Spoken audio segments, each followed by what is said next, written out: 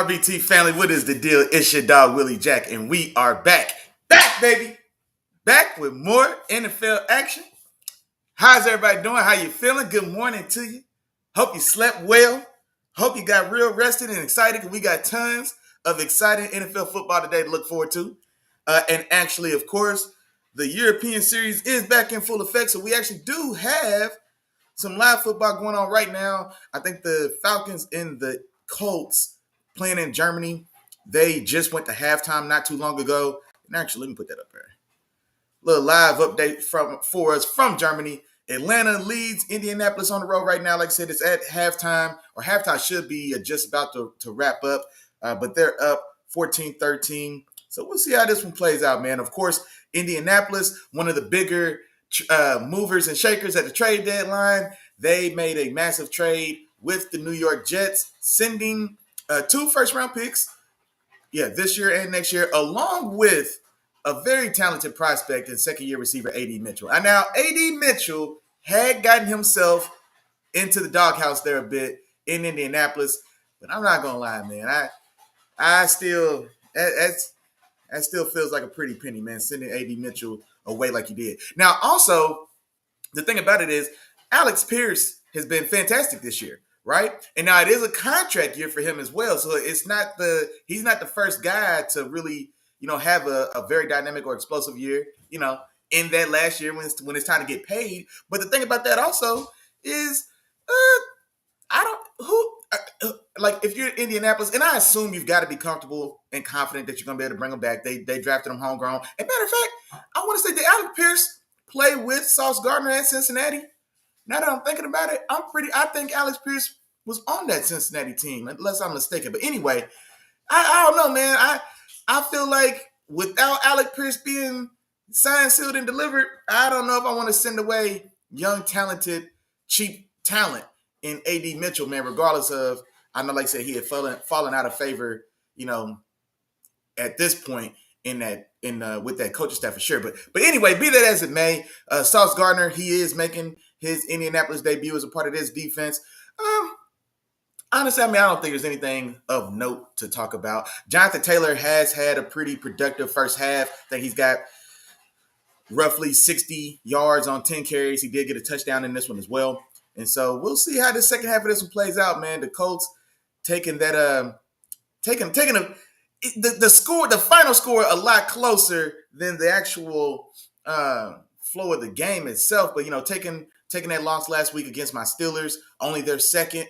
Again, that first loss being, maybe some folks in that locker room or in that coaching staff or in that front office, maybe they attribute that first loss on the road against the Rams to the mistakes of a young A.D. Mitchell. And maybe that's, like I said, maybe that came into play. Or I would have to think that something like that definitely came into play when it was time to make that move for Sauce. But, be that as it may, how y'all doing? How you feeling? Yeah, I see a few of y'all in the building for sure. Y'all know what's going on. Tap in, hit that like, share, subscribe. Holla at the 3 amigos. And then drop something in your chat for your dog. Talk to me. I talk back. Y'all know what's going on.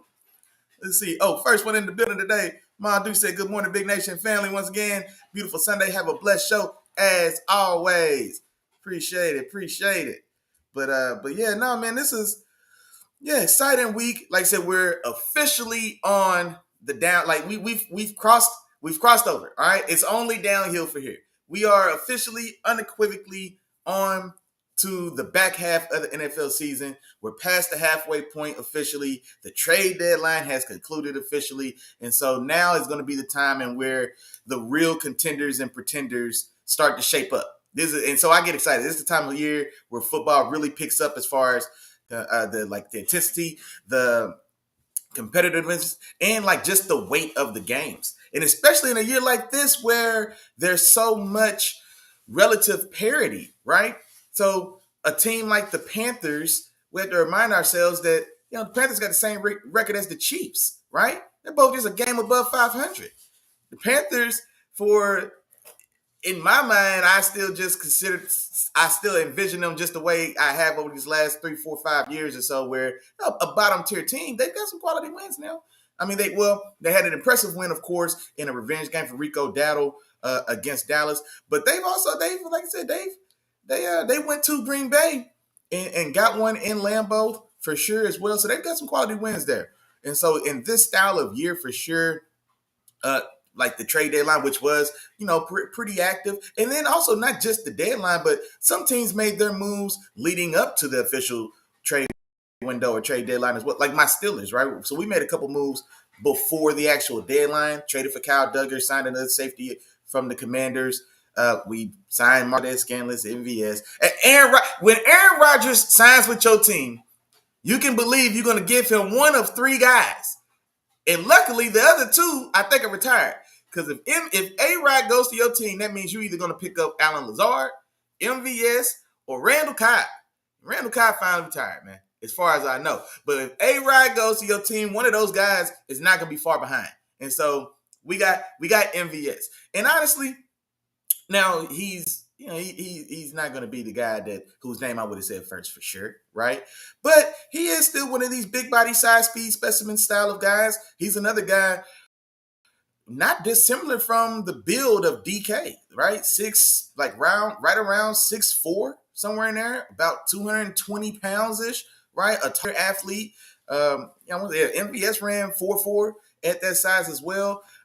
He's just always been, I guess, like inconsistent in his production and just his overall consistency in his play. But like I said, man, I need guys in that room. If I couldn't get Jacoby Myers, I couldn't get Rashid Shaheed, you know what I mean? I couldn't get Jalen Waddle. Give me something. And so I'll take another 6'4" guy that runs 4'4" to put on the outside. I'll take it. I'm not going to say no to it. And so I can't wait to see what he looks like. And also, he's coming off of a large-scale injury, so he hasn't actually played this season, getting injured the tail end of last year and then working his way back. And so, we'll see how it goes. And then actually, it looks like the second half of the Falcons and Colts game is just about to kick off. Yeah, Indianapolis is kicking the ball off now to the Falcons to officially start the second half. And so, yeah, we'll keep the live updates going of course, as time allows. See who else to fill in the chat. Let's go. Sis in the building said, good morning. What's going on?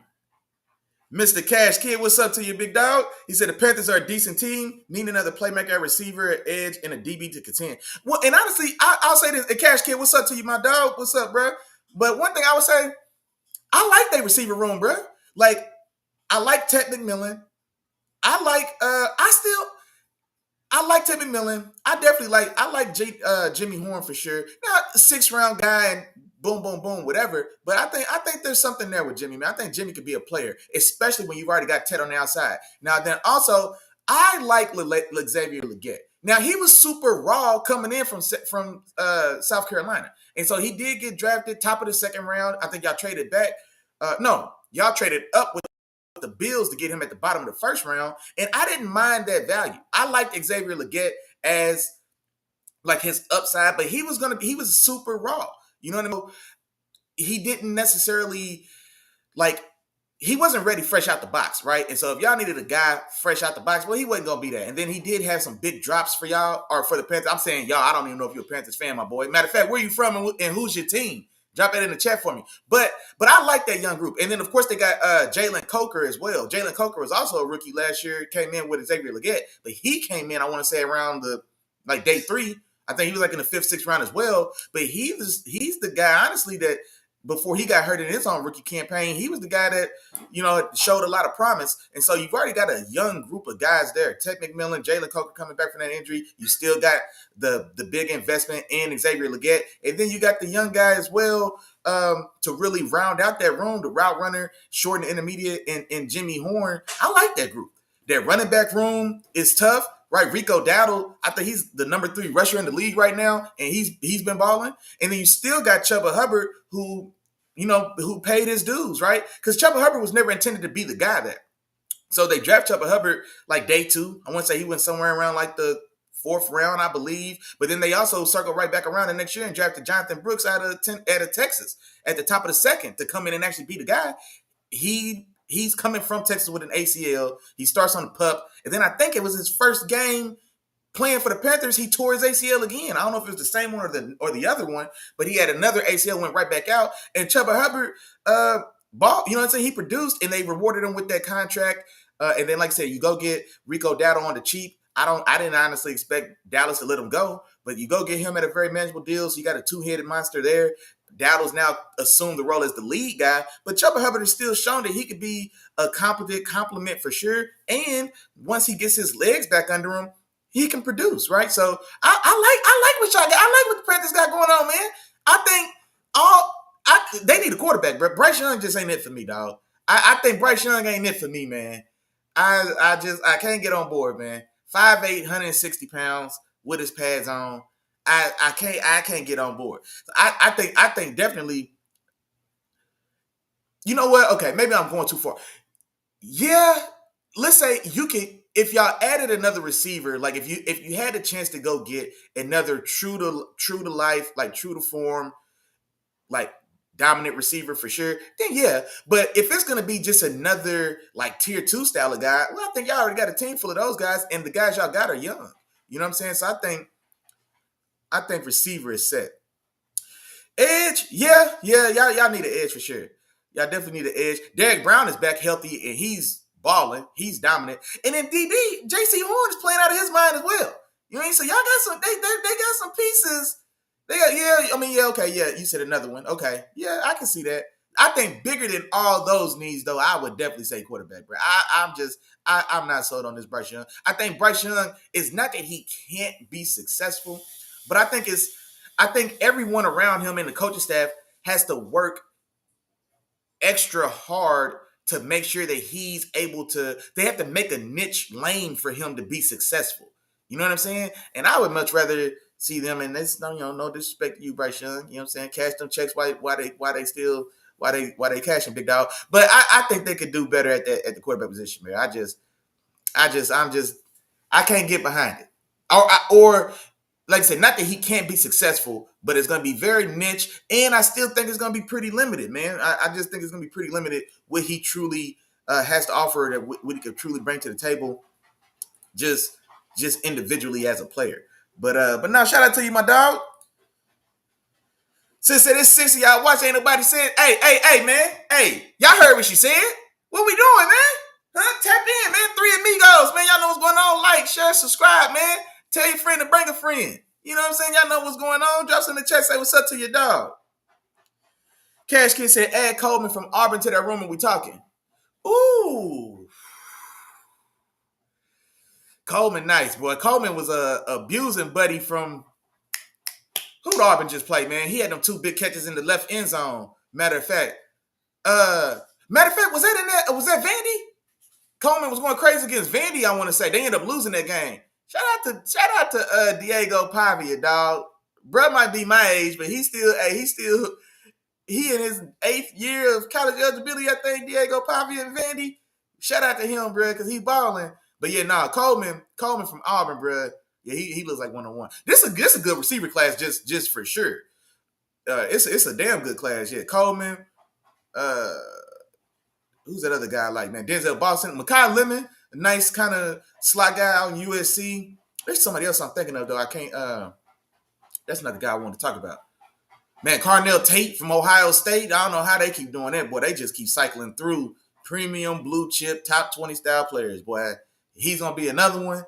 Like, yeah, it's a lot of receivers. Coleman in that room, you might be on to something, man. You might be on to something. I like it. But that's a full room though, because like I say, you still got them young guys. Because Jalen Coker looked like he could be a player, man. And you got him in the 5th round, so he's super cheap. Coleman looks like he could be. I think Jalen Coker looked like he could be a player. And I'm still not ready to give up on Xavier Legette, man. Like I said, I'm not ready to give up on him. Because he was raw when y'all got him, or when they got him. So I don't think they can give up on him. Like I said, I like Jimmy Horn. That's a full room though, for sure. But I ain't gonna turn down Coleman. I'll tell you that. And he said he don't know how he ended up on his page. Okay. Hey, what's going on, big dog? Hey, man, what's up, man? Hey, yeah, long time. Oh, man, I can't wait to put my foot all in your ass tonight. You damn right, bro. You damn right. I can't wait to put my foot all in y'all ass. Y'all done lost Joe Alt. as well. My pass rushers then woke back up, and this the week you're gonna lose Joe All. Y'all already lost Rashawn Slater. Man, I hated to see that, bro. I was a big Slater guy coming in. I had Slater as tackle one. I had Slater as tackle one over because it was a good tackle class that year. Was that the same class as Penei Sewell? Rashawn Slater was my tackle one that year, bro. I want to say that was the same class as Penei Sewell, I believe. But I had Slater over Sewell. I ain't gonna lie. I had Slater over Sewell. When I watched Slater put Chase Young in a box for about 60 snaps, bro, when they played Ohio State, I was like, yeah, nah, because there is no better rusher in the country. And he set that man in his pocket.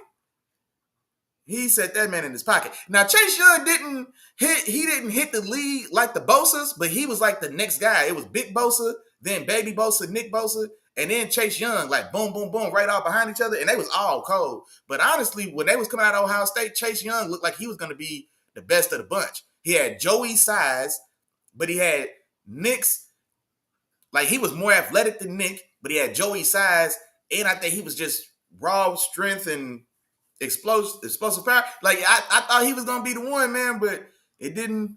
It just ain't turned out right for him quite. My dog, I said he's decent, the second best quarterback in that division. Man, that division plays my middle school team, man. You ain't said nothing. He the second best the first best quarterback in that division plays at the Blaylock Middle School with my nephew. Man, we talking about the NFC South. No, hold on, who's in that South while I'm sitting there talking?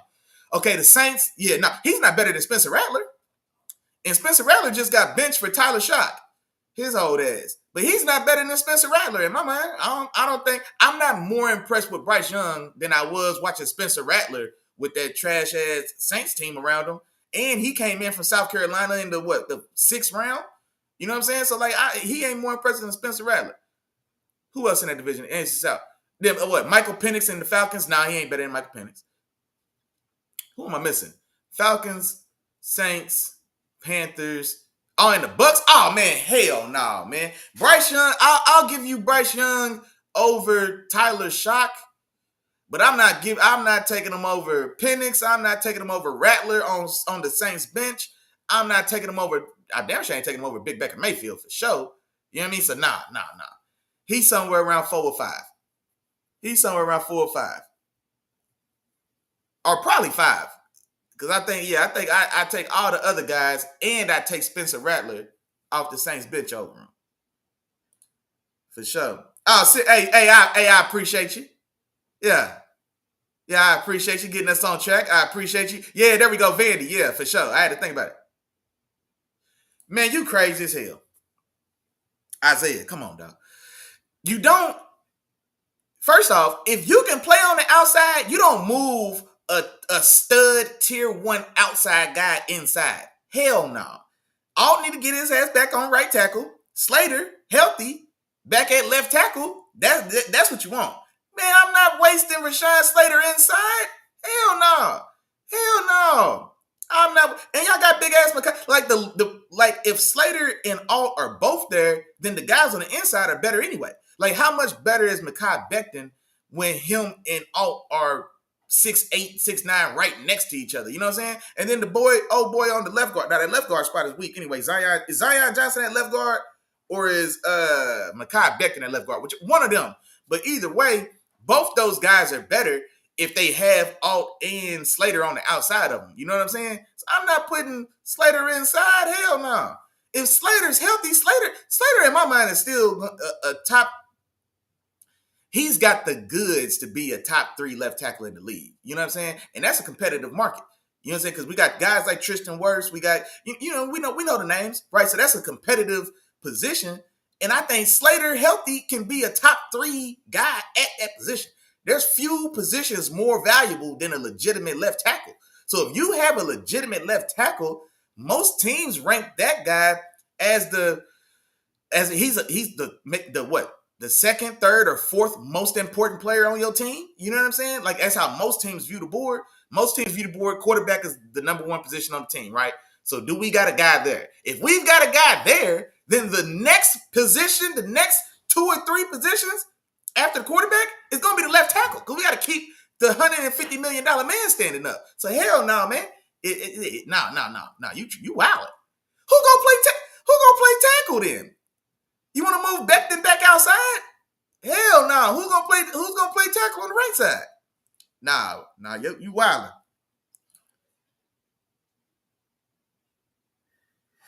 Man, hey, yeah, I ain't gonna lie, bro. I ain't gonna lie. If the D line, if the edge group still back on track like they was looking last week, bro, and that was last week against the Colts offensive line. The Colts offensive line been playing like a top 2 or 3 unit in the league, boy, and we ate their lunch. And I'm not gonna lie, I was talking about it on the show last week going into that game.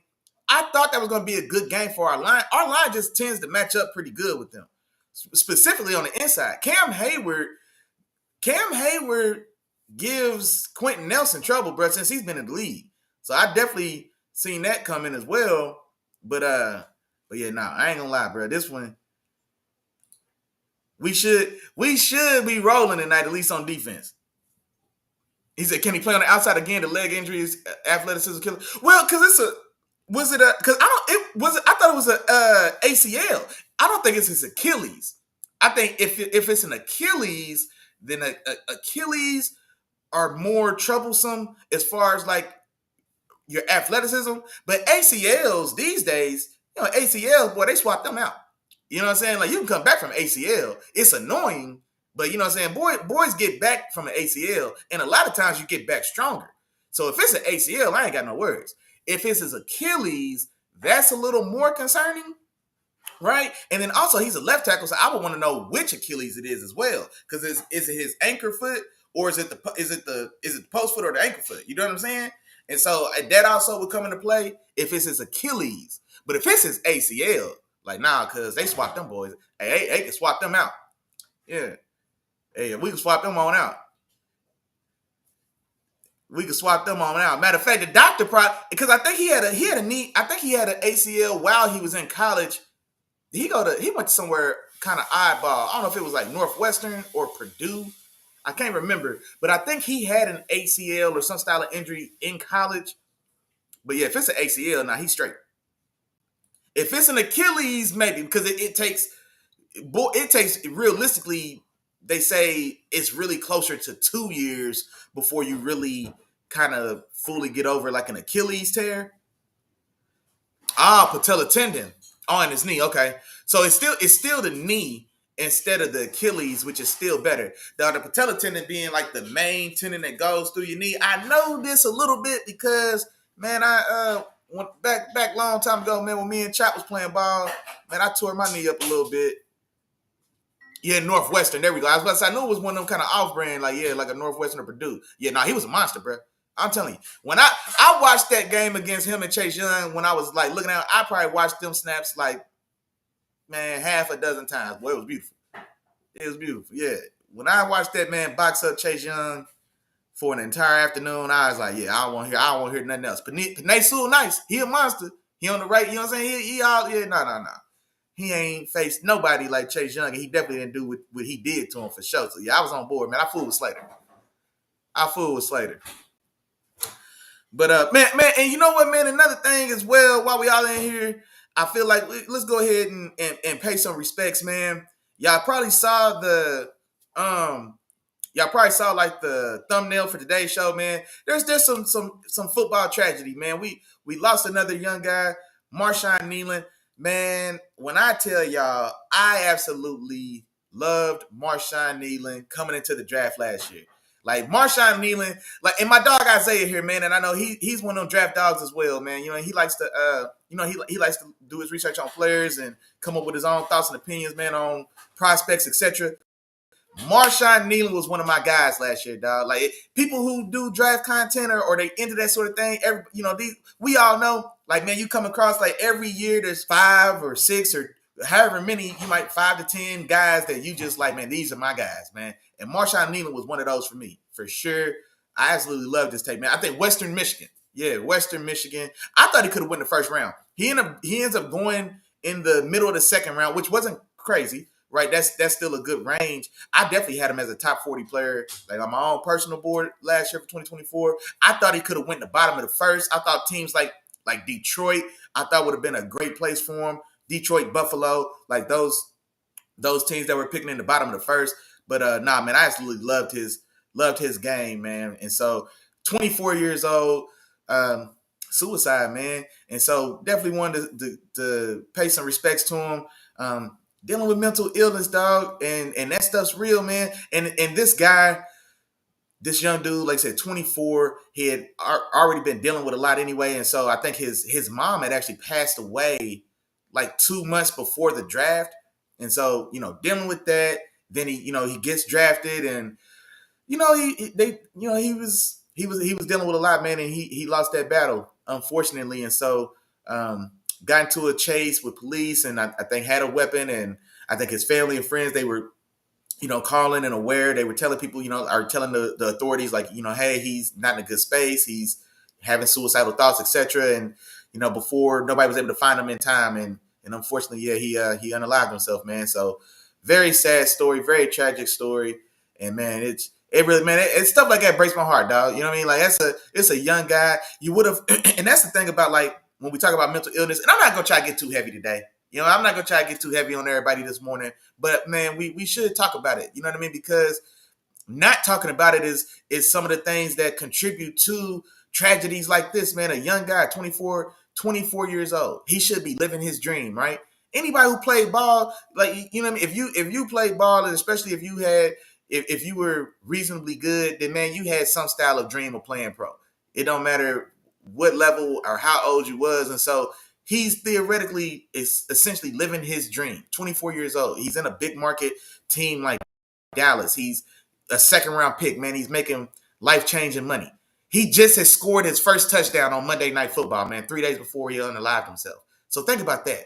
You know what I mean? Now, they lost that game on Monday night against the Cardinals. He scored his first touchdown. And he's a defensive guy. He probably hadn't scored a touchdown since high school.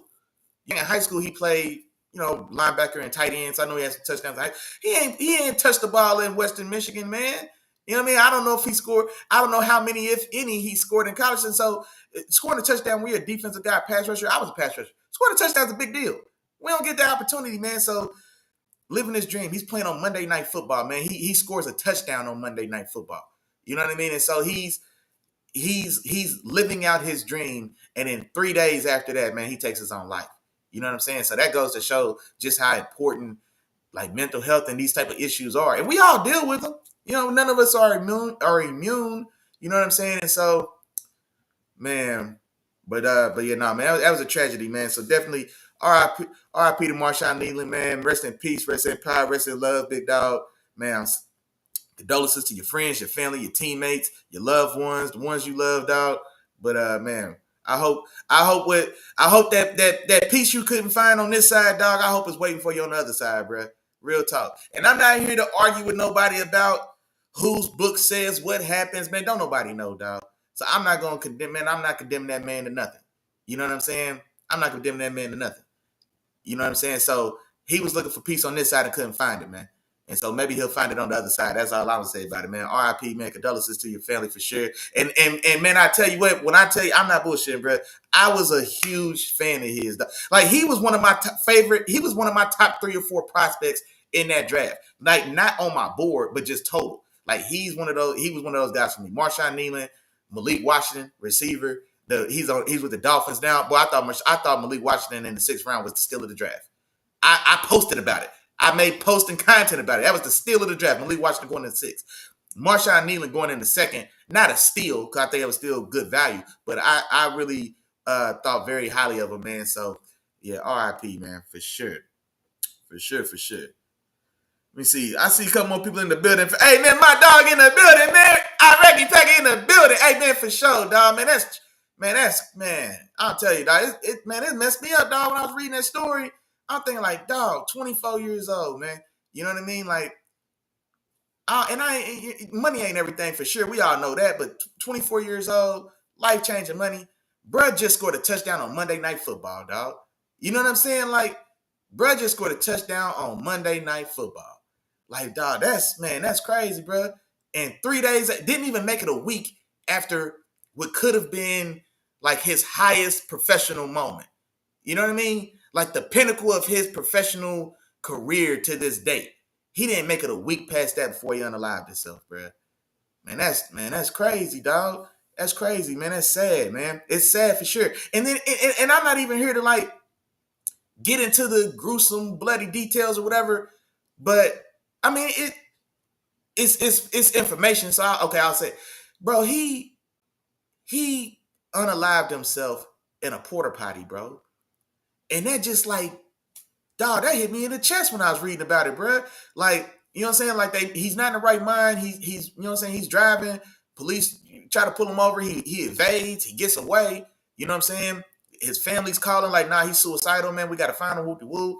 You know what I mean? All of these things. He crashed that car. He, you know what I'm saying, got out and found like a construction style porta potty, bro, behind some type of building or something. And that's where he had his last moments on earth, bro. He took his last breath in a shit. Man, come on, man. It's sad, man. It really, bro, it fooled with me, dog. Cause what's his last moments like, man? Sitting in a shit box, man. Sitting in that plastic shit box, dog. Like, man, we can't imagine how that. Cause think about how rough like things like that is mental health, mental illness, dog, depression. Man, that shit real, bro. Cause what would make you like what could drive you to that point? To where, man, sitting in that box, even if you having that thought, you in that point, and then you go shit in that plastic outhouse, man. You go sit in a plastic outhouse, man, and then you go in there and you have your conversation with God, dog, and then you end it right there, man. Come on, man, that tripped me up, bro. I ain't gonna lie to nobody, dog. That tripped me up, bro, for sure, for sure.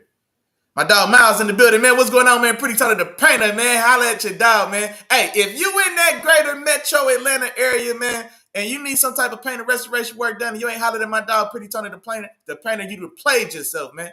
You done played yourself. Price of Precision Painting, man. Matter of fact, Pretty Tony, man, drop your info in the chat for the folks, man.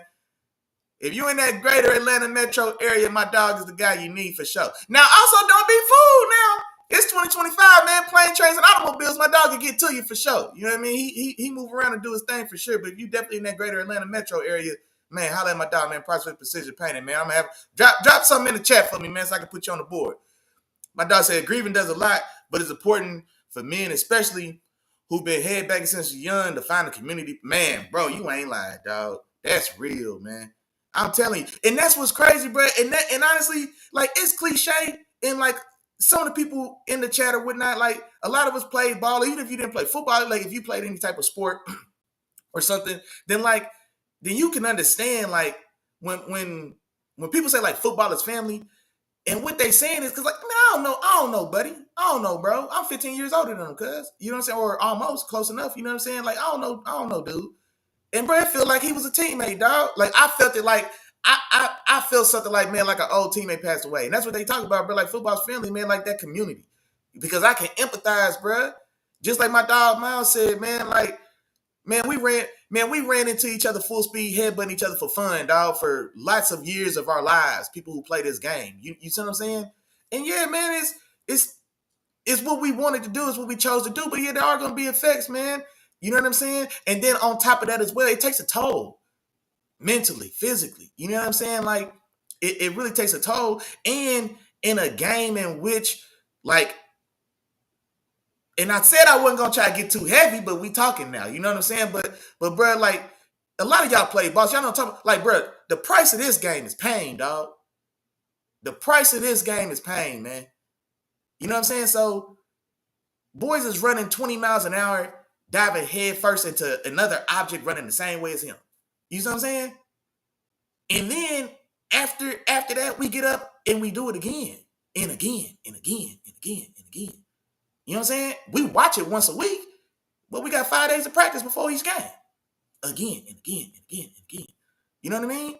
And so in that environment as well, like injury is a part of the game, but like it's like if you injured, but you can only be so hurt. Like there just ain't a lot of room for like perceived softness or weakness, or you know what I'm saying? Like, yeah, we know buddy got you, man. Get your ass up though.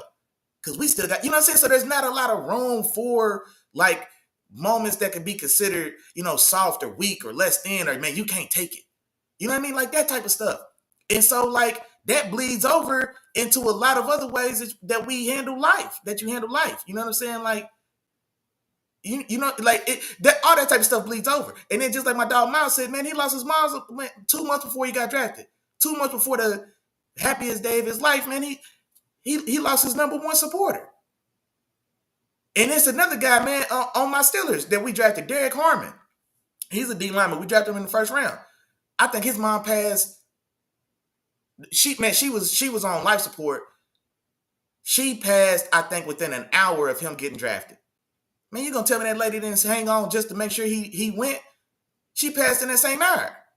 She lived just long enough for her son to tell him, man, I made it, mama. I got drafted. She died that same hour.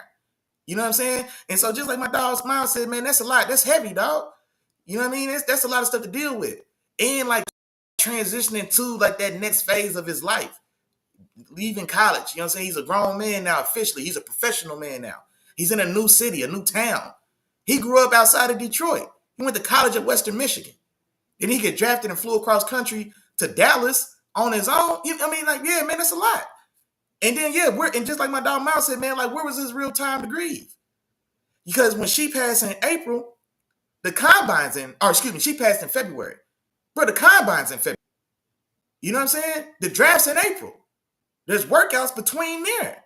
So, like, where was that time? That train just kept moving and he never got a chance to deal with that, is what I would imagine. Like, I can't speak, I don't know him, but I would imagine he never got a chance to really deal with that, bro. You know what I mean? And then Monday night, he scores a touchdown on Monday Night Football. And man, look, man, I can't tell you how I can't even imagine like the different things that was going through. Because I imagine after that elation and of that moment, and then it crashed because maybe, you know what I'm saying, he can't call or share with the person that meant the most to him about it. You know what I'm saying? So, man, we don't even know what's going on, but bro, man, it really got to me, dog. I ain't gonna hold y'all, man. It really got to me, bro. It really got to me for sure, man. RIP that man, dog. RIP that. I told you I wasn't even gonna try to get too heavy. My fault. Hey, my fault, y'all. I wasn't gonna try to, but brother, man, that's a tragedy, dog. 24 years old, cuz 24, man. 24. Life-changing money. He scored a touchdown on Monday Night Football, man. Didn't make it a week past that point. So, man, for sure, dog. For sure. RIP that man. Hey, my dog Keandre in the building, man. What's going on, big dog? Hey, the cat. Hey, y'all know what's going on, man. The cat in the building, man. Hey, we appreciate you, man. Let's go, man. My dog Pretty Tony, man. Prospect Precision on all socials, man. Tap in with my dog, man. Prospect Precision Painting, man. Like I said, man, he in that greater Atlanta metro area for sure. But, man, we get out, man. It's 2025. There ain't no excuse, man. Planes, trains, and automobiles. My dog will get to you for sure, man. Holler at my dog on those socials about that estimate process for sure, man. Tap in and do yourself a favor. For sure, you're right. My dog Chop up early in the morning, man. Hey, thoughts and prayers to his friends and family, man, for sure, bro. For sure, man. I'm telling you, man. That hit me right in the chest when I seen the story, dog. I can't hold none of y'all, bro. It hit me right in the chest. And then, matter of fact, we'll go ahead and talk some. We're gonna go ahead and transition, man, and talk some ball. And right now, matter of fact, it's a perfect time to give us a live update on that Germany game. Atlanta has scored another field goal in this third quarter. They now up 17-13. Indianapolis does have the ball. It's 3rd and 6. They're driving. They're inside the Falcons 10 or right at the Falcons 10 on 3rd and 6. And so we'll see if I'll keep y'all posted, man. Or some of y'all might be watching as well. But I'll keep the rest of us posted, man, and see if they pick up this first or punch it in or see what they do. But yeah, 3rd and 6 from the 10 going in. Oh, Danny Dimes drives back, scrambles up and falls 2 yards short, man. It's going to be 4th and 2. So I'm curious to see. We'll see if the Colts decide to go for it on this 4th and 2, down 4 minute left in the third quarter. We'll see what they do. But getting back on track, man. Getting into the program. Hold on. Let me see what my dog Keandre said. Hey, Keandre, come on with it, big dog. Come on, man. Hey, holla at your dog, man. Hey, come see my dog Keandre, man. Funday at Jeff City, man.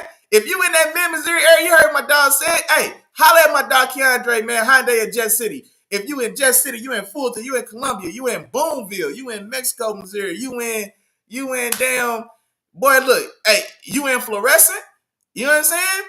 You in damn Grandview, you in Blue Springs, You know what I mean? You ain't getting no deals out there.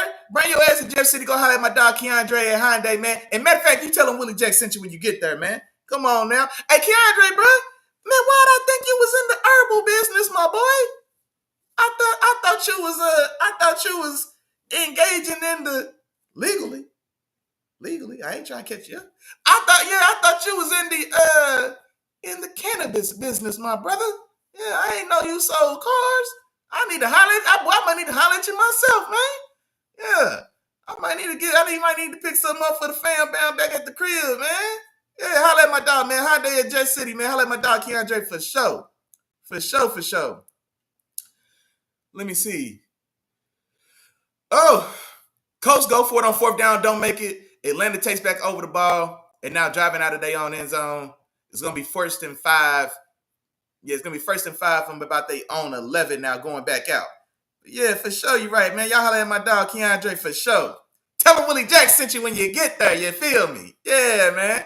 Let's see. First one on the slate today, the Giants on the road against Chicago. I'm taking Chicago at the crib, man. 27-23 to get this one done. And matter of fact, I know, man, we talked a lot this morning, especially, you know what I'm saying? And not to say it's a bad thing, man. We definitely should celebrate the life of Marshawn Kneeland for sure. But I'm going to try to pick up a little pace, man, to keep us on track. But nah. And y'all know, same thing as always, man. If you got a thought, you got a score, drop it in the chat, man. I'll put you on the board and we'll talk about it for sure. Drop it on the board. We'll get on and I'll talk about it for sure. But I'm taking Chicago at home, 27-23 against Jackson Dart and the Giants. Let's see. Buffalo on the road at Miami. Give me big bad Buffalo, man, with big bad Josh Allen on the road in Miami to pick this up 28-20. Now, also, there was it came out as well that Buffalo was pretty aggressive trying to get Jalen Waddle from the Dolphins, and they actually end up offering a first-round pick for Jalen Waddle. Interdivision is always dicey. I'm trying to tell you right now, I don't give a damn what the Ravens give me. I'm not sending the Ravens Nathaniel. I don't give a damn what it is, especially like a real player. But no, they offered a first for Jalen Waddle, but it was a 2027 first. And Miami was adamant they wanted a 2026 first, because I think the price I heard is they wanted like a first, a 1 and a 3. Which feels a little steep. But Buffalo might have had them if they were willing to give up their 26 first, but instead they offered 27. And Miami holds on, of course. But be that as it may, give me big Josh Allen going down to Miami to South Beach, having the ball 28-20 and getting this one done. Let me see what the chat talk about.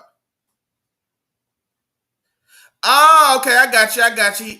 Okay, he's got the 1099 marketing work in the. Okay, I got you. Okay, yeah, there we go. Yeah, my fault, cause I knew about that, but yeah, I didn't even realize you was at Jet City Hyundai. Yeah, for sure. Yeah, I didn't even realize.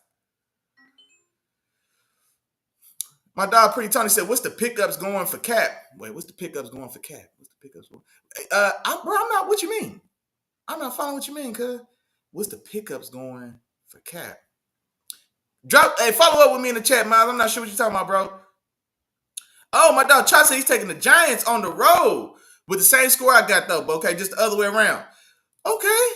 Yeah, and honestly, bro, like, the Giants minus their battery, you know what I'm saying? Minus Scat Pack, you know what I mean? Without the Energizer battery, I don't know. And then you know what? Honestly, Chicago had been playing pretty good ball. Then they pissed the bed in that Ravens game on the road. I don't give a daggone. It was on the road against Baltimore. I think it was in Baltimore. But bro, you mean to tell me that y'all lost to Snoop Huntley's Baltimore Ravens with that defense? That defense had picked it up and they played better in that game. But no, you got to win that one. But be that as it may, I'm still gonna take them at the home against these Cam Scatterboo-less Giants for sure. Oh, then yeah, Buffalo over Miami. Oh, okay. My fault, cuz. Yeah, my fault. I see I'm late. I was late in some of the chats. Yeah, my timing when I got to that comment was off, man. My fault. He was saying what's up to the captain, man. Appreciate it. Baltimore on the road at Minnesota. Now, this one, I'm not gonna lie, man. This one was a tough one for me to pick. It never feels good picking Baltimore to do anything good. But I went back and forth. I'm gonna go with Baltimore in this one on the road, but I think this is gonna be a tough game. Honestly, if the records don't necessarily say it, but in my mind, this could have been like a game of the week for me, because I want to see with Brian Flores and that defense, who that defense definitely got themselves kind of back on track for sure, especially that big win against Detroit. That Flores defense did their thing. And that Flores defense just held that Detroit Lions running game. I think David Montgomery, Demo, and Gibbs combined had like 60 yards between the two of them. You see what I'm saying? So Flores and that defense fired back up. They back at home. J.J. McCarthy made his return to the starting lineup. He didn't play exceptionally well, but he did make big plays. And that's been a hallmark of his game. So it's not going to look good for 3 quarters, but in those special moments, because though he didn't play well, he still finished that game with 3 touchdowns. 1 in the air and I think 2 on the ground, right? So it's a 3-touchdown day. He did get a touchdown to Justin Jefferson. I want to say it's the right side of that end zone. So while it's a little unorthodox, when that defense playing the way they can play, man, you know what? I done just talked myself into it. Yeah. You know why? Because F you, Baltimore. Minnesota at the crib putting foot to Baltimore's ass, boy. 23-20. Brian Flores and that defense, that back teed up, right? They still they can carry over that same run defense that they had last week against a more talented run team and a more talented run blocking offensive line in Detroit. You can carry that over this week against Baltimore. Put Derrick Henry in a box, and then like I said, see if the rest of those pieces can pick up play, man, and not let Lamar Jackson down. I'll go Brian Flores to outduel John Harbaugh lame ass and give me the Vikings at the crib over Baltimore 23-20. See, this is why we talk. Kiara, this is what you're going to do? As soon as I just establish that it's F the other side, as soon as it be on. Because as soon as I just establish that it ain't no love for the other side, what do? You come in here and what are you doing? I just told these folks that we don't fool with the other side. And then you come around with the back door. Oh my God, you come around with the back door. And not only do you backdoor me while I'm telling them that we don't play like that, and then you got them, it's a big score. It's a 2-score game. It wasn't even close. Come on, man. We're gonna talk about it. We gonna have to talk about that. I can't believe you did me like this. In front of everybody. We got company. I can't believe this is what you did in front of company. That's crazy. I just told them we don't play, ain't no love on the other side. Man, nah, hell no. You know what I'm saying? Woo, woo, woo. And then here she come. Man, they gonna fool around and win by 2 touchdowns. That's crazy, man. My dog Chelsea think Baltimore make McCarthy struggle. The Ravens defense is healthy now. Lamar's back. Their backs are also against the wall. And that's a good point. And so that's exactly why I was thinking that this could have been this was in contention for me for a game of the week. But both these teams, the records aren't sexy, but I'm thinking just like you. Both these teams have their back against the wall.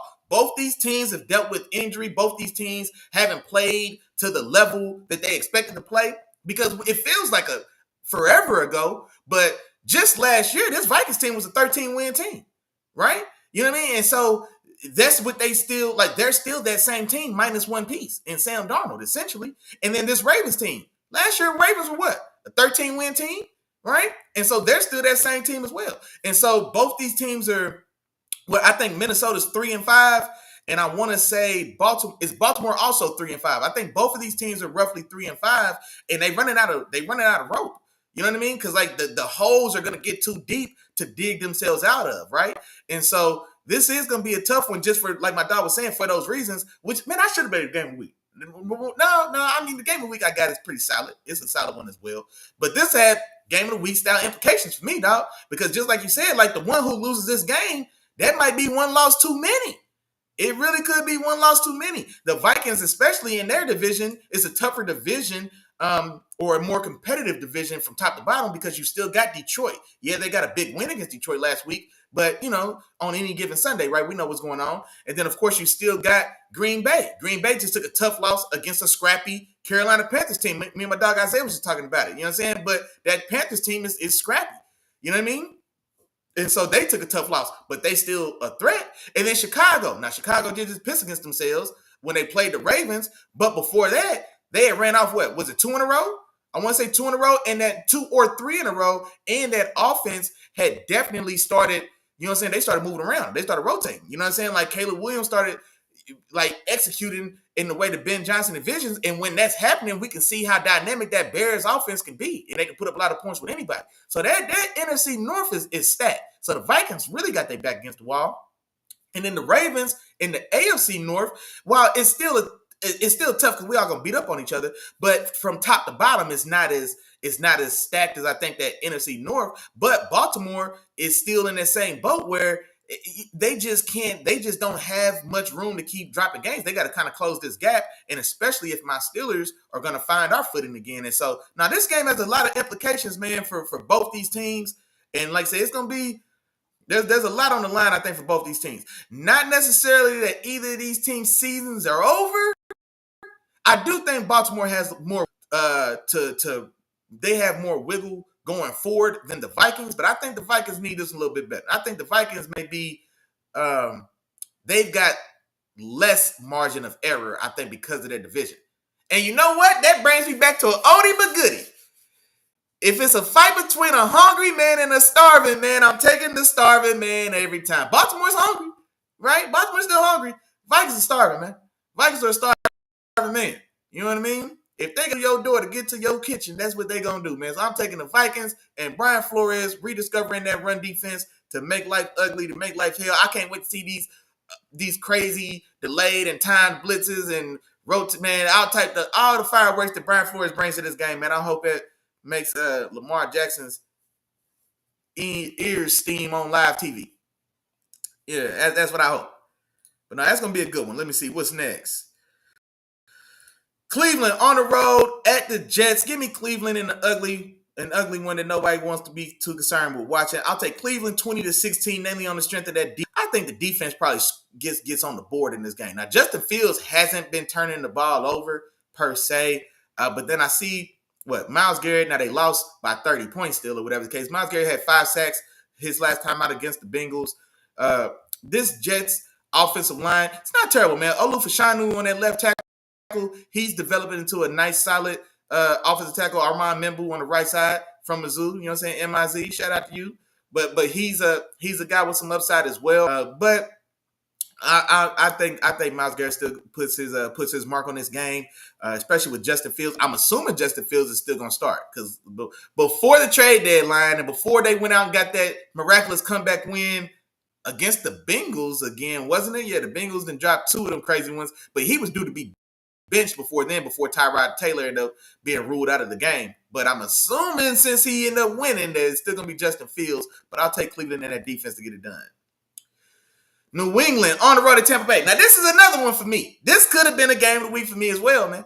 I love both these guys. I've got Big Baker Mayfield. Y'all know what's going on with me and Big Baker go back. Y'all know what's going on. And then I've got my new guy, man, the new young gun. Drizzy May, man. Come on, man. Drizzy May. I gotta go Drizzy May over Big Baker, man, on the road. I can't. I'm sorry, Baker. You know I love you, dog. You know you stink, man. I rock with you the long way. You know that. But Drizzy May on to something, man. I fool with the young kid, man. And you know what? I've been apologizing to Drizzy May for about a season and a half, man. I'm going to do it again, man. I missed you, bro. I don't know if I got caught up scouting the helmet because North Carolina to put in some ugly QB prospects, boy. You was coming right after Will Levis and daggone, man, it was another. Will Levis for sure. And I liked Sam Howell. Will Levis, Sam Howell, and there was another one too. But Mitch Trubisky came out of North Carolina. North Carolina just ain't got a good history of quarterbacks, man. I don't know. I don't know what it was. But I wasn't that high on May, dog. I had him behind Caleb Williams, Jaden Daniels, Michael Penix. I had Michael Penix 3. Then I had J.J. McCarthy 4, honestly. Then I had May and Nix. So, yeah, man, I missed you, May. But, hey, man, you done made a liar out of me, dog.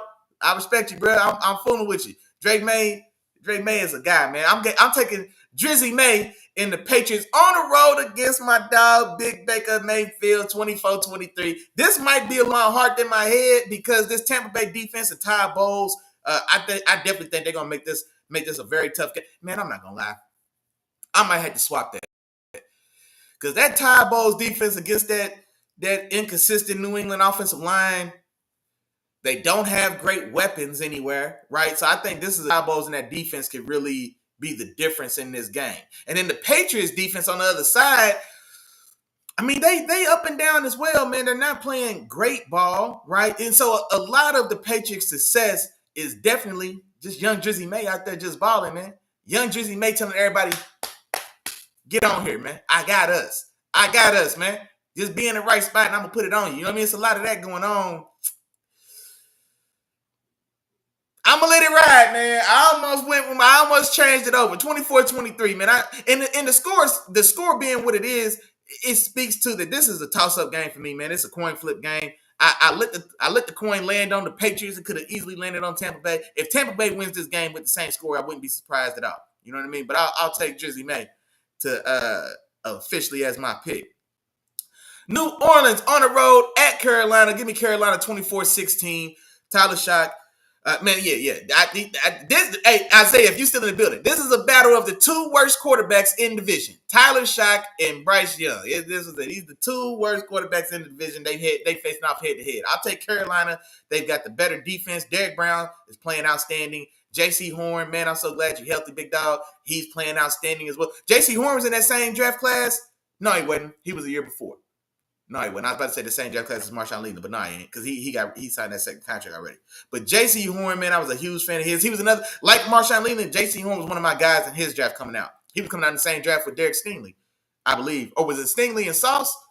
No, it was J.C. Horn and Patrick Surtain. My dog Chop, if he in there, he was a Surtain guy, and I was a J.C. Horn guy. But I'm glad he's playing back and playing well. Him and Derek Brown definitely two all-pro caliber of seasons to this point in the year in my mind, man, the way they both playing. And then, of course, on the other side of that offense, being spearheaded by Rico Dowdle. I think, like I said, Rico Dowdle's like a top 3 rusher in the league right now, man. He's only started the last, 4 out of the last 6 games or something like that. So Carolina's, you know, they making themselves known, man. You're not just gonna ignore us or overlook us and step aside us, man. So you better come in and buckle both them chin straps. They playing physical football for sure, and I think they're gonna be too much for the Saints, especially the Saints on the road. Let me see. Let me catch up on this chat real quick. My dog, Chad said a big game from Quinshon Judkins today. Okay. Oh, yeah. Quentin Williams gone. Sauce gone. Okay. Quinshon Judkins gets it going. I can see that. Yeah, I like Quinshon Judkins too, man, on Ohio State. I like the young fella. I can see that. I can definitely see that. Yeah. And you know what? This Jets team, you bring that. I'm glad you reminded me, bro, because that's a good point. I just want to see, because everybody in that building knows this season's over. You know what I'm saying? So, now nobody in the front office, and yeah, the coaches to a certain extent, because they don't want to look bad, so to say, but they know it's in their interest as well. The worse we are today, the better we are tomorrow is the mindset that's in that coaching staff and front office. They know exactly what time it is. And so the players who didn't get moved, they know what time it is. Breece Hall, in a contract year, they already told you they weren't picking up your 5th-year option, and they don't love you there. They were they were open to moving you, but Kansas City only offered a 4 and they wanted a 3. That's why you're not a Chief right now, because the Chiefs are cheap. You know what I'm saying? So there's been talks that he may go ahead and set it down. And if he does, I ain't gonna blame him. I'm not gonna blame him. You don't want me here. You've made it clear. It's no secret that y'all got plans after me. You know what I'm saying? It's like, no, what are we doing here, right? Jawan Johnson. You know what I mean? Like, the other guy still left on this team, Quincy Williams. You know what I'm saying? The linebacker, Quentin Williams' little brother. He's a player on that team. You know what I mean? So, these other guys, what are we playing for? I might take a touchdown off that Jet score, because I don't imagine they're going to have much of any real resistance in this one. You know what I mean? Like, they'll be fired up and ready to go up until the moment they get hit in the mouth. And then while they sitting there, the first time they get hit in the mouth, they're going to realize, I don't even want to be here. And they probably going to lay it down, bro. That's a good point. Yeah, Quinshon Judkins in that run game, they probably going to run rush out over these Jets today. Now that you just said that. Because run defense is effort. You got to want to put your nose in there, boy. You got to want to hit somebody. That's the thing about defense, dog. That's the thing I probably need to teach my nephew as well. You got to want to hit somebody, because it ain't no way to play around if you can't fake that you want to. You got to want to hit somebody, bro. And like I said, but when your head and heart ain't in it, boy, you can't. And yeah, that Browns run defense today probably going to have their way. That's a good call out for my dog Chop. Stefanski should be back at groceries for $12. Man, hey, man, you said it. You said it, bro. I still mad they gave that man coach of the year 3 years ago. No, you know what? In fairness, maybe. They did go through. They went and picked up Joe Flacco off the couch and all of that. They went on a little bit of a run. Okay, maybe I shouldn't say that. No, he's won 2, though. Hell, that's bullshit. Ain't no way he should have 2. Ain't no way in hell he should have 2. But I'm with you. He said this is the game he been waiting on. Tampa Bay about to bust head. They gonna put it on him. Hey, we'll see now. Well, cause see, here's the thing about it as well. Like the Bucks been beat up all year, and then Baker Mayfield was just, you know what I'm saying? Same thing, man. Hey, y'all get on here, man.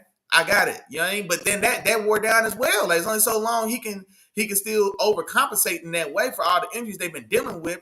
Now I know Emeka Egbuka came back. That first game back was, well, I guess in Detroit. And, you know, he's working himself back from injury. And so he hasn't yet recaught that stride, right, that he was on for the first month of the season. And so, you know, is he back in full effect? And then for the Patriots. Now, Christian Gonzalez hasn't been dominant this year, but he's still a very, very talented corner. You know what I mean? And so if his matchup is a rookie Emeka Egbuka who's still working himself back from injury, Mike Evans is still out, Chris Godwin's still out, and then the rest of those guys, just guys, right? We don't make time to know their name. I mean, I guess I probably know some of their name, but the point is, right?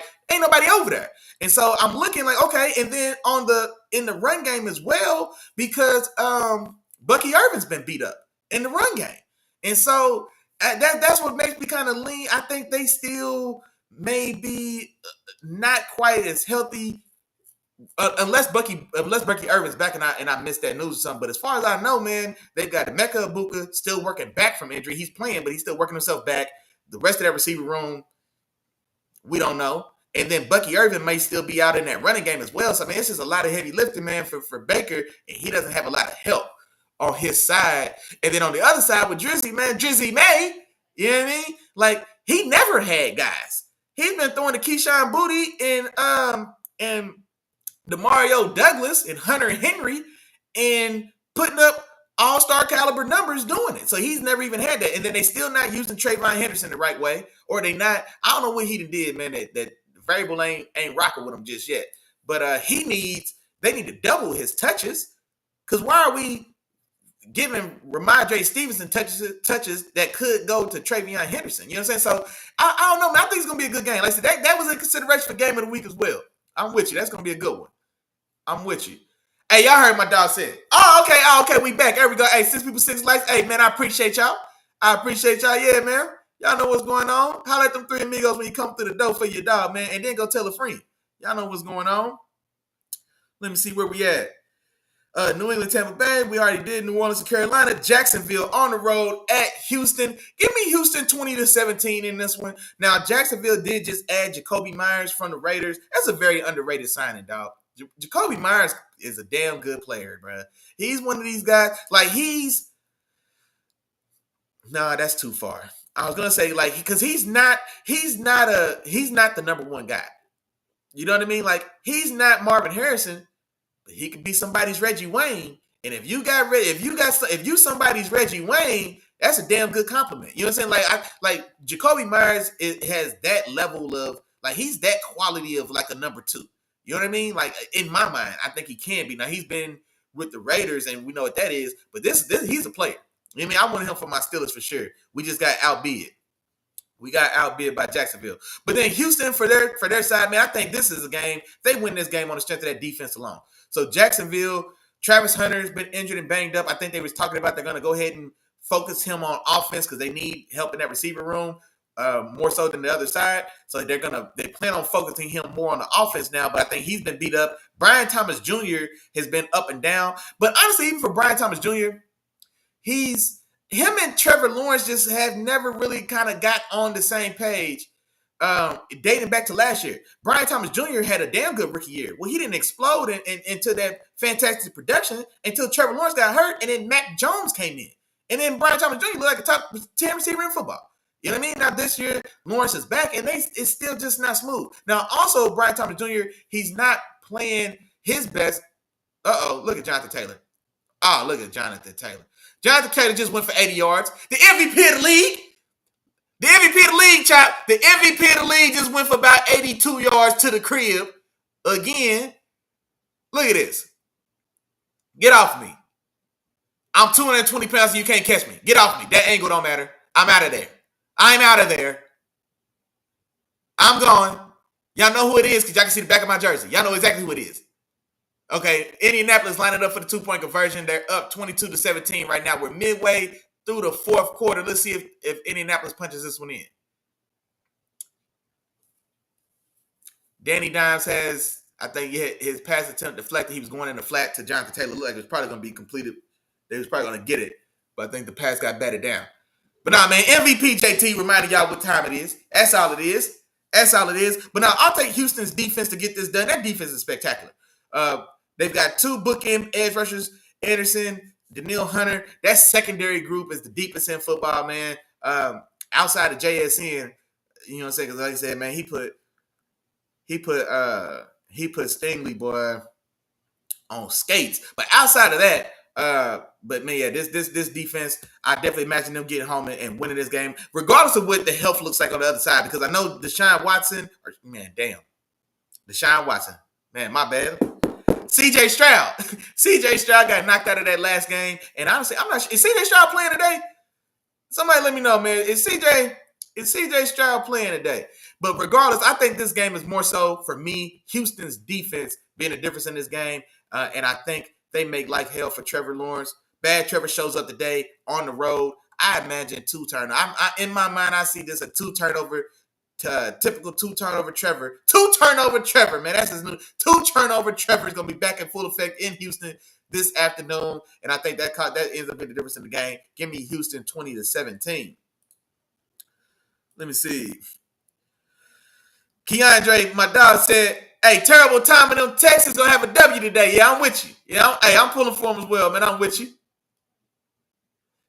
My dog Chuck said, okay, yeah, Mills and Stark, yeah, he's still out. Okay, yeah, and I thought so, but I wanted to be sure. Yeah, I figured so. But even still, I think this is a game that defense is more than talented enough to win. Bad Trevor's gonna turn the ball over today.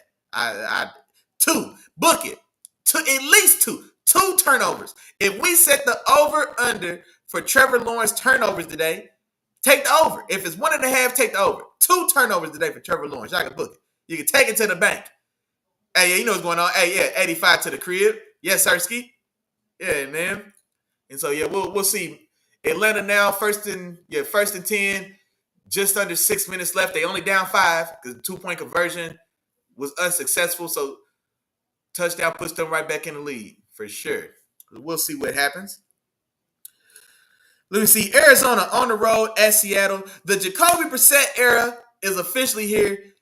Like Kyler lost that job, man. And honestly, the thing about it, it just wasn't a fit, man. It just didn't fix it, didn't mesh. And that offense has looked and performed a lot better with Brissett. Namely, Marvin Harrison Jr. has looked and performed a lot better with Jacoby Brissett at quarterback. Now, not to say Jacoby's been a superstar by any stretch, but the offense has flowed better with him at the helm, man. And so Kyler went from due to start last week to a late scratch, right? So he was going to start, then he was a late scratch, and then from there, it was like, you know what? He actually may need 4 to 6 more weeks. And so I think, like I said, there's going to be a parting of the ways. I think I talked about it a few weeks ago on the show, and then even a couple weeks ago on the show, my dog Chop was talking about whether or not Kyler could have been some style of, dark horse trade candidate, like you said, when that deadline was coming up. But be that as it may, Seattle's a machine, man. Or not a machine, but Seattle is playing damn good ball. Sam the man Darnold, dog, is playing out of his mind. Like I said, he's playing fantastic football. JSN, Will Johnson, the young corner from Michigan, playing for Arizona. I like him. He don't want no parts of JSN. Not the way JSN playing right now. And then also they make the move to go get Raheem Shaheed. My Steelers missed out on Raheem Shaheed as well. Now, on that one, we made the same offer as Seattle, but Shaheed chose Seattle over Pittsburgh. No, I'm not going to lie to him. I'm not mad at that, man. Sam Darnold and the boys out there airing that thing out. JSN out there already eating and getting busy, and now you get to go be the compliment to that. I'm not mad at that at all, big dog. But yeah, I think Seattle handles business in this one. Give me 28-20. I think that defense as well. Mike McDonald, he's really got that defense flying around. I like what he's doing with Nick Emmanure, the big strong safety from. Is he also from South Carolina? I feel like everybody we done talked about today, half of them been from South Carolina. I don't know what the hell they doing, boy. South Carolina has a thing. They go find these big ass super freak athletes, boy, because Nick Emmanure, we talked about Xavier Legette.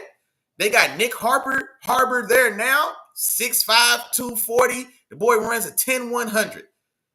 He's an Olympic level sprinter. Not these days. I mean, he'd probably be an alternate, but he's got that type of speed, man. He's got 10-0, 10-1 style speed at 6'5", 245 pounds. He did that in high school. You know what I'm saying? He ran 10-1 at 245 pounds in high school. So man, yeah, I don't know what's in the water down there in South Carolina. But be that as it may, give me Seattle and Mike McDonald in that defense.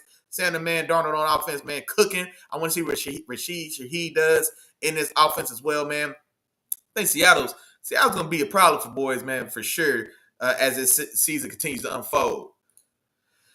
Now here is what I put as the official game of the week. My dog Chops Rams on the road against Big Brother Kyle Shanahan and those San Francisco 49ers. I went ahead and went with your Rams, Chop. Like I said, I went ahead and went with your Rams, man. Sean McVay gets his revenge. Sean McVay got a little scared. He got a little uptight. He pissed on himself. We got to say, Sean McVay pissed the bed that last go-round at y'all crib. Y'all lose that game, and now you get a chance to return the favor in San Francisco. And so the Rams are playing well, man. Matt Stafford's playing well. They're just firing on all cylinders, man. The Rams are they're playing very good, balanced ball on both sides. Matt Stafford is playing fantastic. Now, the interception numbers are down. I do think there's been some inconsistencies, man, in a few of these games, but like I said, nothing that's really came back to bite him too bad. I think he's only got 2-3 interceptions on the year. You know what I mean? But he's playing fantastic football for sure. And then the Niners, they're still playing competitive. The Niners are 6-2, right? The Niners are either 6-2 or 6-3. But the Niners are, I think, they've got the edge. They've got the head-to-head matchup, of course, edge in that division against the Rams. And so this is a very big game. It's a very tough rivalry. It's almost like a sibling rivalry game anyway. Big brother Shanahan and little brother McVay. And so now we'll see if McVay can return the favor and get his revenge in San Francisco. I'm taking the Rams. I'm taking your Rams, Chop. Going 27-24. I still think it's going to be a very tough competitive game. The way most of these games tend to be anyway. But we'll see if y'all get it done.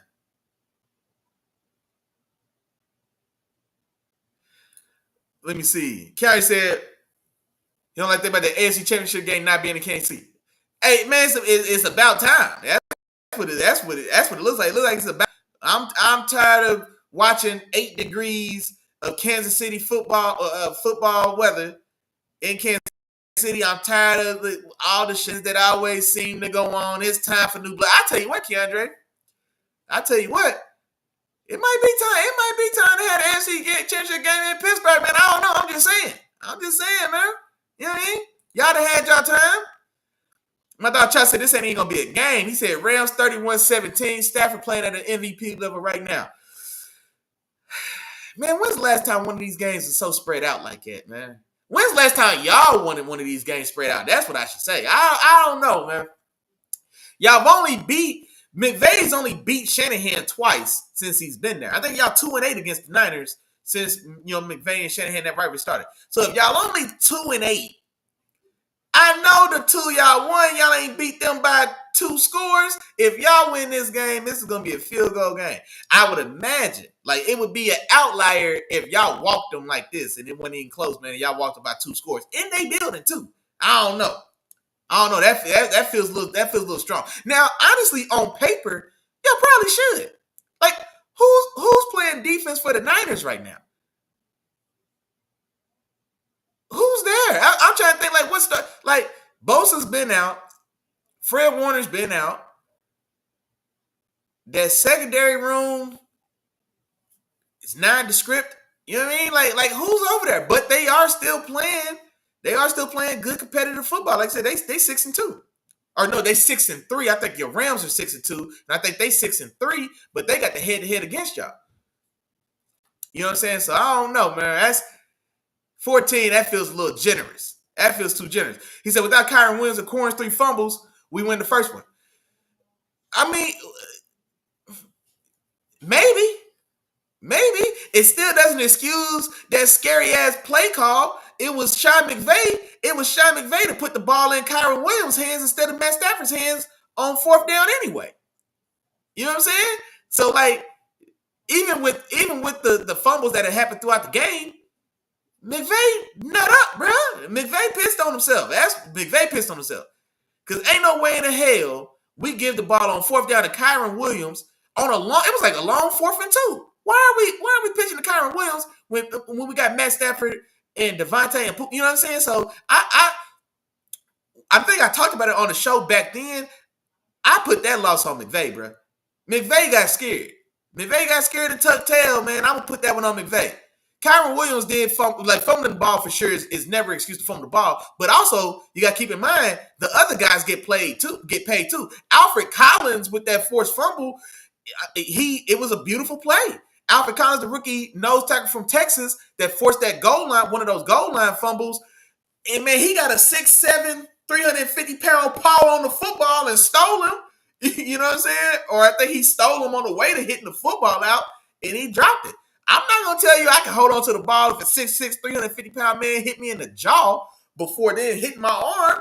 That man probably was asleep, man. That man was probably asleep for a second when he dropped the football. You know what I mean? So the other guys make plays as well, but McVay, in that piss-poor ass call with the game on the line, he pissed on himself on TV in his building. I put that one on McVay. Hey, my dog said he got 10 on San Fran, Chop. He said, hey, don't just talk about it, big dog. He said, don't just talk about it, be about it. He said, piss too cold. Man, you can't say piss too cold. It's been 10 degrees the last few Kansas City playoff games. Man, it's been cold as hell. Yeah, I ain't gonna lie, GP doing this thing in Dallas. We had our time. We ain't even started our time. Y'all had y'all time. That's what the problem is. Your Chiefs done had y'all time. Hey, bet good. Hey, it's on the board, man. Bet good. I got it. I got y'all. The bet is good, he said. Yes, sir. Detroit on the road at Washington. Give me Detroit 28-17 in this one. Jaden Daniels out, of course, again, right, with the elbow injury. Now, I did see that they're not putting him on IR and that they're going to try to get Jaden Daniels back, back in that lineup before the season's out to see, especially if they're in position to maybe still make some style of run. Hold on. Atlanta just took the lead in this one. Tyler Algier, yeah, off the left B gap into the end zone. And so now I thought it was Tyler Algier. It was Algier or Bijan. But either way, Atlanta's up 23-22. There's 1 minute and 44 seconds left in the fourth quarter. Atlanta's going to go for 2 to see if they can extend the lead to 3 and make it a full field goal game to tie versus a field goal to win for the Colts. Delay a game. Oh, okay, maybe they let him get off. I thought it was a delay of game. They get the 2-point conversion to Drake London. It did look like a delay of game. There's 2 things I don't like about that. Darnell Mooney goes in motion, fly motion from left to right, and then I think he sees the play clock, and so he never really gets set, and he almost false starts because he's anticipating that we got to snap the ball. But be that as it may, Drake May on just a quick out into the flat. They get the 2-point conversion. They go up. Is it 25-22? Yeah, 25-22. Danny Dimes is going to have the ball with 1 minute and 44 left to see if he can drive down and get a game-winning touchdown or at least a game-tying field goal. And we'll see if we go to overtime in Germany. Detroit on the road at Washington, man. Give me Detroit 28-17. Detroit's one of those teams where after they take a loss, they normally take it out on the next team. So they took a loss to J.J. McCarthy and the Vikings last week. And so now they already fired up and pissed off to go to Washington, a team that's already been beat up by injuries all season long as well. And then now their star quarterback, Jaden Daniels, who made his name in the playoffs in y'all building last year. Matter of fact, well, he's out anyway. So you got Chops Dog, Marcus Mariota starting again. So yeah, Detroit's gonna put it on Washington today, man. 28-17. They may spread that out a little bit. I ain't gonna lie to you. I think Detroit's gonna be out there fired up, motivated, trying to shake the bad taste they had in their mouth from last week's game. And I think they beat up on the Commanders pretty good today. Big kickoff return for the Colts, man. Is gonna set them up in damn good field position. Let me see where they take over the ball at. Or maybe it looked okay. Maybe I thought it was a little further up. Okay, but no, still a good return. I want to say he got out near the. Where they? Okay, yeah, I was about to say it was somewhere right around midfield. Yeah, he's right at the 50. You know, that's a damn good return. Oh yeah, minute 37. You're at the 50, 1st and 10. Daniel Jones. You need 15 yards for a field goal to tie. Or like I said, man, y'all got more than enough time. A minute 30, 1 touchdown left. Yeah, y'all go win this game. Incomplete first down pass to Tyler Warren. Linebackers right on him. He can't break it in. Contested catch, 2nd and 10. But give me Detroit to get this done. Sunday night football, man, my guys. Y'all know what time it is. The good guys, man, on the road. Shout out to my dog Isaiah if he's still in the building. We talked about it a little bit earlier. Boy, I can't wait to put my foot all in y'all ass today. Pittsburgh, on the road, Sunday night in Los Angeles, right? We might as well call that Pittsburgh Angeles, man. We might as well call it Pittsburgh Angeles. Every time we go out there, boy, you'd have thought it was a Pittsburgh reunion.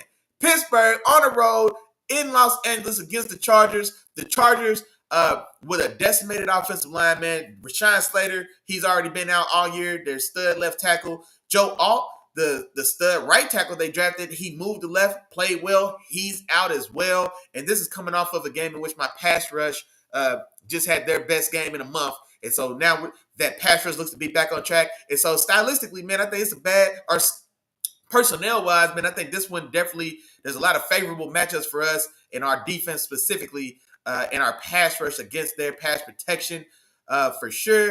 And then also offensively, man, A-Rod isn't turning the ball over. He has turnovers, but he's not turning the ball over at an alarming rate. So he's still going to play clean football. If our defense is assuming that we maintain the momentum that we built from that last Colts game just last week as well, I think we can get out of there, man, with a tough one. 24-20, I think, namely on the strength of my defense, making this pretty ugly for Justin Herbert and that Chargers offense. And I think we get this one done. Hey, Chop, my dog Chop said this could be a good game. Bruh, this is also was in the running for game of the week. I'm not gonna lie. I had like 3 or 4 games, I think I've talked about them, that were in the running for game of the week. And I had this one right before I started the show. And then I was like, you know what? Let me go. I ended up going Niners and Rams because it's a division matchup, and both these two teams are at the head of the division. The Niners got the head-to-head matchup in the first one. So it was more on the line, so I ended up changing it from the game of the week. But now this definitely could have been game of the week for me. Your boy Danny Dimes just took a big sack on 2nd down. It's going to be 3rd and about 18 now. My goodness. Hold on, let me see the replay to see what happened. If Danny did something or if it was just a good play. I mean, there was pressure. No, it was good defense. There wasn't anywhere to go with the ball. It was a good blitz. They got home to him.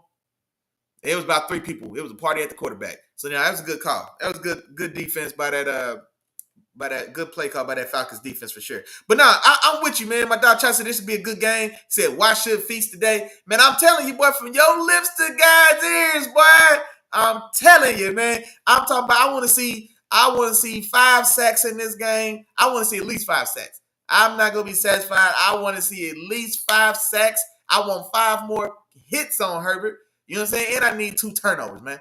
I need a strip sack. I need 2 strips.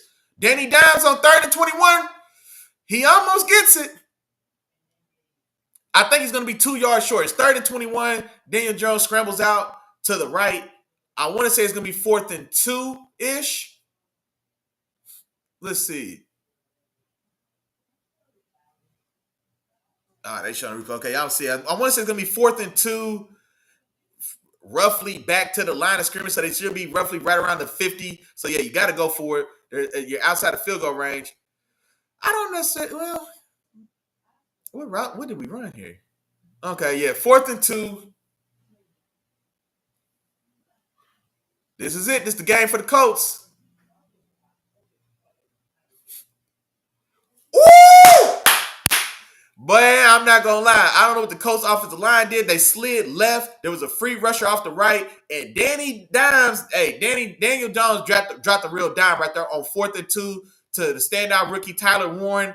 That was a beautifully thrown ball. Perfect placements, up and outside. You've got to throw that up and outside. Great catch by Tyler Warren, the rookie tight end out of Penn State. No.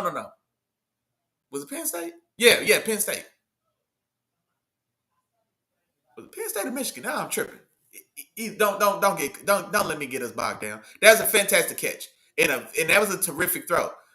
It wasn't a big throw, but it was a fantastic throw. Okay, 2nd and 10, a minute left, man. Let's see if Indianapolis is going to come back and get this dub. But no, I think my Steelers, just like my dog Chop was saying, man. I think my Steelers in that pass rush. I think we get home today, 5-6 sacks, and if we get home 5-6 times, man, we normally get the ball out of there one or two of those times as well, man. I think that's going to be the difference for my Steelers today in this game. As we look to regain momentum and reassert ourselves as the big dogs in the AFC North. Let's go. And last but not least, Monday Night Football. Philadelphia on the road at Green Bay. Give me Philly 27-23 in this one. On 2nd down, Falcons walk up with an overload blitz. It was a what the hell just happened? So it was a high snap. It was a bad snap for sure. And then Jonathan Taylor steps up in pass pro. And for whatever reason, I don't know, maybe he thought the safety wasn't really coming, but it almost like he got out the way of the safety so he can go fit up. Well, yeah, I guess he was going to fit up the. I don't know. I didn't like that whole how that unfolded. Yep, they playing for the tie now, or yeah, because I guess you got to the 30-16. So a short completion and pickup to Michael Pittman Jr.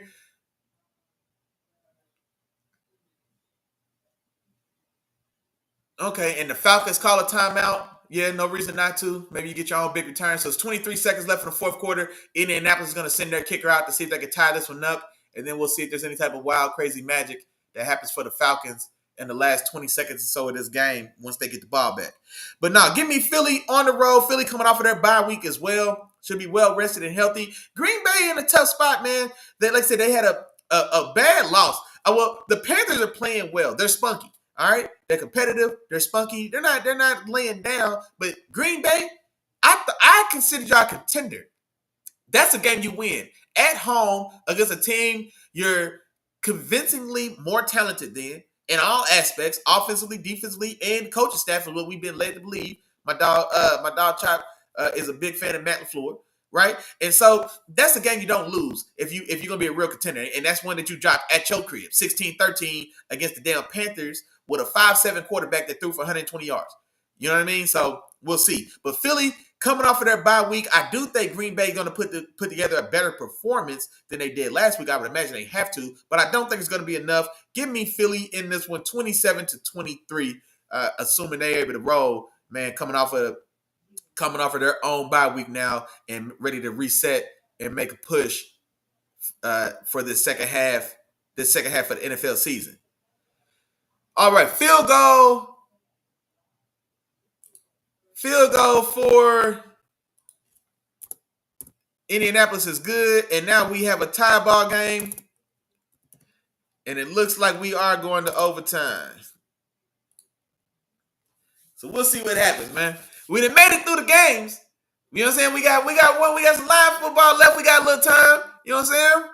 Oh, Sis said, let me see, I got you. Sis said she got a slide. Have a blessed one, everybody. See y'all Wednesday. Enjoy y'all football Sunday. I appreciate you. I appreciate you coming. I appreciate you stopping through. Yeah, go do some work. Yeah, you supposed to be at work anyway. Go do some work. Now don't get in trouble. Go do some work. Holler at me a little later. And then y'all definitely see you on Wednesday. Yeah, my dog Chot said we got overtime overseas. Oh hell. We got extended football in Germany. Yeah. I ain't gonna lie, man. I'm gonna rock it out. Yeah, y'all feel free. Y'all feel free to stay here and holler at me in the chat, man. We can talk about whatever y'all want to talk about. Like I said, we done ran through the games. We done ran through the games, man. We can talk about whatever we want to talk about for sure. Let's see what happens. 1st and 10. And you know what? Chop's TV be 4 minutes ahead of my TV, so he might have already seen these last 21 seconds play out. On my TV is 21 seconds left. Penix with a deep. Darnell Mooney need his ass beat. Darnell Mooney need his ass beat. Yep, we probably are going overtime now. 1st and 10. Penix drops back, hits a wide open Darnell Mooney. Darnell Mooney's going to catch this ball. He should be able to catch that ball, turn up, and pick up. It was going to be a 12 or 13-yard completion. If he turns up, he probably gets, maybe that's a 15, 17-yard gain, and they're closer to midfield.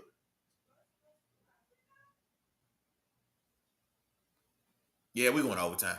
Yeah. Yeah, we're going to overtime. All right. We're going to overtime. Darnell Mooney, you need your ass beat, boy. If y'all lose this game, Darnell Mooney going to catch his fade on the plane. If y'all lose this game, Darnell Mooney going to have to catch his fade on the plane. Oh, intentional grounding. So Penix tries to get away from the rush. He throws a soft pass vaguely in the direction of Kyle Pitts. Kyle Pitts is over there. Kyle Pitts was over there, but I guess they're saying it wasn't close enough in his area. But be that as it may, I mean, yeah, the game was over. They weren't doing nothing. They weren't talking about that. So it's 25-25, man, as they head to overtime in Germany. Falcons with the Colts. Ooh, man. Oh, man. We'll see. Hey, bro, that's the same thing I said, bro.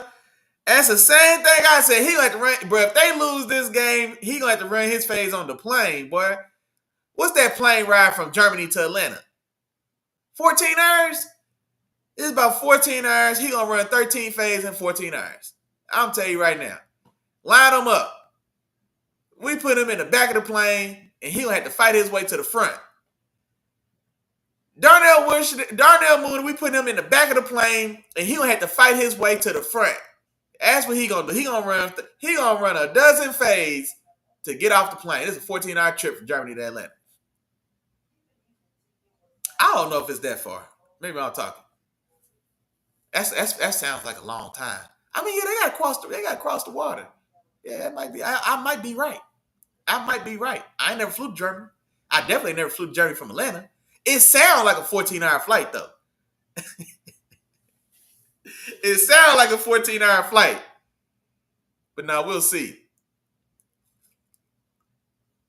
Hell yeah. He can't have no cookies. He can't have no style of refreshment. Man, look, he better be sleep. He better sit in the back of the plane and go to sleep. I don't want to see you bobbing your head to no music. I damn sure don't want to see you eating them good ass Delta cookies. None of that. Hell no. When the stewardess come by, we're gonna tell her, nah, he good. He good. He don't need nothing. You damn right, bro. You damn right. Yeah, he had to run them cookies for sure. I fool with them little biscotti cookies or biscuit. I fool with them, bro. I don't know what it is. I fool with them though. And I feel like they don't never get old. Boy, I done found some of them cookies in my luggage. I can't tell you if they could have been from a flight in 2023. Boy, when I tell you, they taste the same. Hey, them cookies still hit, boy. I don't know what it is. Them cookies still hit. Hey, he said, hey, enough flight to get 13 phase, boy. I'm trying to tell you, boy. It's gotta be at least, what I say, 14-hour flight. It's at least, man, look. It's 3 hours to fly from Dallas to Vegas is like 3 hours. And that's just going across half the country. Yeah, I'm gonna say it's about 3 hours. So if it's 3 hours from Dallas to Vegas, like how long does it take to just cross the Atlantic? You know what I mean? Is that like a 6-hour flight to cross the Atlantic? So let's say if it's 6-7 hours across the Atlantic, And then once you get over there, actually, now that I'm thinking about it, I mean, you got to cross Germany, so you got to cross, you'll pass UK and Spain and France and nose Poland. Then you get, I mean, maybe it's closer to 11, 12. I don't know. Now I'm gonna have to look it up because now I gotta know. Now I gotta look it up, man. I feel like 14 probably sound about right, bro. It sounds like I think I'd probably hit that right on the nose. All right, here we go. Now we got commercial break for overtime. We don't need commercial. There should be no commercials during overtime. Matter of fact. All right. Hey, exactly. Yeah, man. Boys get winded. Man, look, I'm gonna tell you right now, man. The average fight is 3 swings, man. Each person got 3 good swings in them before we start wrestling, dog. Everybody got 3 good ones. And everybody swinging for the fence. Everybody got 3 good ones, and then the gas tanks are empty. And then we wrestling. And then we wrestling until they get broke up. But yeah, no, we gonna run these like real fast. Like, yeah, no, we gonna run these like real fast, but he gonna have to put his back on the wall. We gonna line up, and yeah, he gonna run his little 60 seconds where everybody to get in line, dog. We just gonna move them in and out. It ain't gonna be nothing too crazy. These gonna be official fades. He gonna stand up and run his 60, man. He gonna have to run his 60 seconds where everybody to get in line, man. It's gonna be at least a dozen. Cause if I'm on defense, it's 11 starters on defense. It's probably 11 starters, 2 or 3 more key contributors. So that's just it. He got 13 fades off top. He got 13 off rip. 11 standard starters on defense, and then the nickel and the nickel and the dime backer, they got to get theirs too. Because if I'm on that defense, and you mean to tell me we could be on the way? We could have been in the locker room right now. We could have been in the locker room right now, getting ready to take our ass back to Atlanta. And instead, we still here playing extra football against the damn Danny Dimes-led Indianapolis Colts. You damn right. He running all them fades. He running every one of them.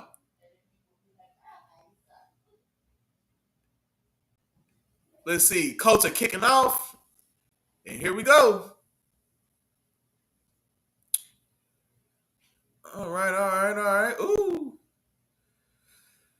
Yeah. Atlanta's going to take over just shy of the 30, it looks like. We'll see what happens.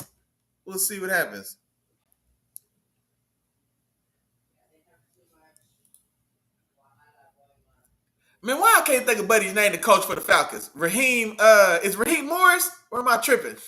Why I can't think of Buddy's name right now? Raheem gonna want his fade. He's 3-5.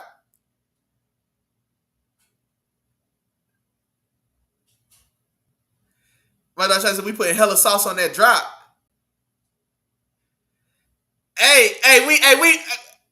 We probably are, but no, it was a big bruh. If he catches that, he should have turned up inside anyway. But maybe he only kind of went out because it looked like he was gonna catch it, and if he turns on that inside shoulder, cause that was probably gonna be that was at least gonna be 15 yards, and then 15 yards. Cause you gotta remember they only needed a field goal.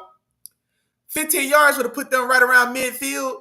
They still had a timeout as well. So, cuz that could have been it, dog. If we lose, I'm blaming that. If I'm on the team and we lose, then yeah, I'm blaming that. It might not even be the reason. It's probably way more plays that have a bigger impact. But if we lose, that's the one I remember. That's the last one I remember. For sure. Because we treated it like it was a drop touchdown, cuz. We definitely treated it like it was like he dropped a touchdown, like shit. They weren't even at the 50-yard line. Okay. Pennis underthrows him on a deep out on that left sideline. But yeah, that was on you, Pennis. That was just he ain't have enough on it. Man, third down's been rough all day for the Falcons. Falcons haven't picked up a third down all game. I didn't even see that stat till now. The Falcons is 0-7 on third down. Now they in overtime. If they pick this one up, it'd be the first one they'd have picked up all day. Let's see what happens. Penix puts up a prayer, man. He's getting blitzed and getting sacked. He puts one up. It looks like and it was a late flag on Julian Blackman. It looks like, yeah, going against the Colts. And now the pass itself wasn't even close. I mean, Penix just had to put up a prayer, but I guess they called the defensive, legal contact even prior to the pass. Yeah, I got to see the replay. It looked like they might have got bailed out a little bit. Okay, it's back to Mooney. Oh, hell no. Mooney, they got the illegal contact on Justin Blackman. Mooney is playing about 8 yards off, flat-footed. Mooney runs straight into him and shoulders him and runs through him, and then they get the illegal contact. Yeah, I don't like that, bro. That's crazy. That's a terrible call. Blackman is standing flat-footed at 8 yards, and Mooney literally runs and shoulders straight through his chest. Penix throws the ball 10 yards over everybody's head anyway. Man, that's crazy. Yeah, that's crazy. That's crazy. My goodness. I'm trying to think, man, what other football news we done had? What else been going on? Matter of fact, I don't know how many of y'all are boxing fans. I did go to a fight last night, man. Virgil Ortiz Jr. fought Erickson Lubin last night down here in Dallas or in DFW. So me and my dog, we went to the fight last night. Yeah, man, it was a good time. Some of those matchups was a little, you know what I'm saying? It was a lot of, you could tell it was like a Golden Boy showcase, man. It was a lot of tomato cans in there. And then honestly, man, one of the fights that was pretty competitive, it was ruled a majority draw, but from what I saw, I thought the other guy actually probably deserved it not. But now last night, man, Erickson Lubin, I don't know what the hell was on your mind. I don't know what part of the game plan had you just laying on the back of the ropes to let Virgil Ortiz beat on you. Lord have mercy. Well, that's what y'all get because the ball don't lie. Because that was a terrible call on Julian Blackman anyway. I want to say it's Julian Blackman. That was a terrible call against Blackman on that Darnell Mooney illegal contact. That was a terrible call. If I'm standing flat-footed, don't tell me you can just run straight through my chest and knock me over, and then get into your route, and then that's a penalty. That's crazy. That's crazy. So yeah, Atlanta, good blitz right there too. Good stunt. I think we used to call that like a triple X. You get the line slanting one way, then a wide looper coming all the way from the outside to the opposite A gap and gets home, man. That's a good blitz. I like it.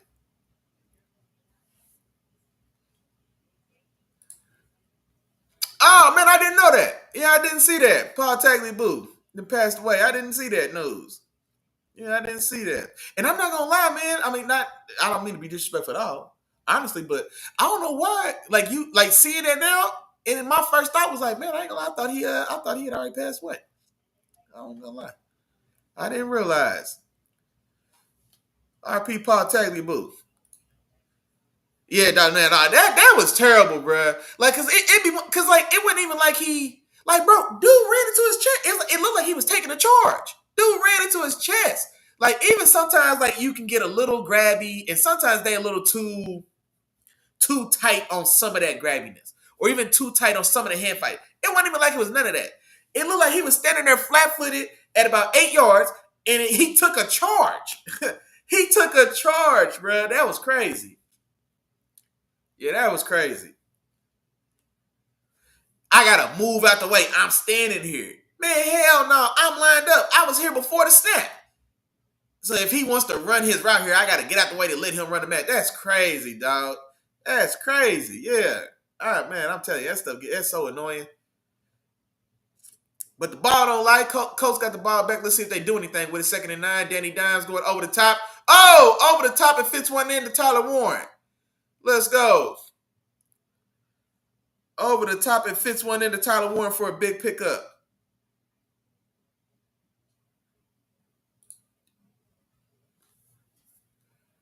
That's a good ball.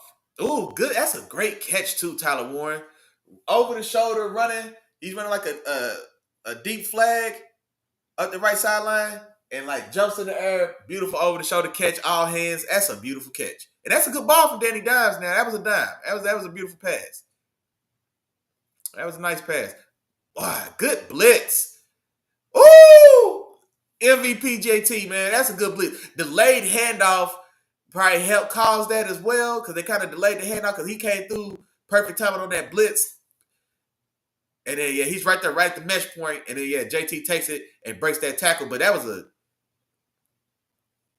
good run. Look at Jonathan Taylor, dog. That's MVP JT right there, boy. That's what I'm talking about, man. This turn, it's 2nd and 3, man. Give him the ball. Want to need 3 points? Yeah, what? Outside the 25? That game, those are the things I really appreciate about like quality running backs. Jonathan Taylor had contact. It's a guy on his body. He's 2 yards behind the line of scrimmage. That should be a loss of 2. Jonathan Taylor, it's a 1 yard gain, but he picked up, like it's a guy in his chest, 2 yards behind the line of scrimmage. He gets away somehow, and then now he ends up falling forward and picks up a yard on a play that probably should have lost 2 or 3.